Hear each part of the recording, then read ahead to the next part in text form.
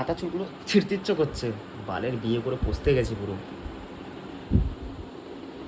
এত মানে ডিস্টার্ব, এত জীবনে প্রবলেম কারো হবে না, আমার যা আছে কেউ কারণ নেই, সত্যি কথা বলছি। ঘুরতে নিয়ে যাচ্ছি, চলো একটু বাইরে দিয়ে বেরিয়ে আসি, সেখানেও নকরা। আমি একটু ক্যারাম বোর্ড খেলতে গেছি, সেখানে আমার দোষ।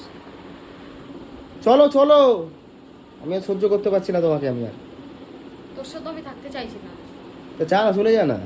আমি যেতেই চাই, একদম একদম করে তো তোকে তো একদম চলে যাও, চলে এমনি যেতে আমাকে চাই। বিরক্ত লাগে তোমাকে দেখলে, প্রত্যেকদিন ঝগড়া কেউ সহ্য করতে পারে না। আমি একটা ছেলে মানুষ, আমার কি জীবন বলে কিছু নেই?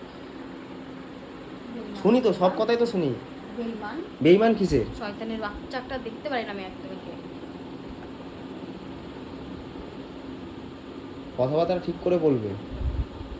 তুই যেমন, তোকে ওরকমই কথাবার্তা বলছি। আমি বুঝছিস? তুমি একা ওরকম বলো, তুই সবাই এখান আমাকে থেকে ভালোই সর বলে না। জানো।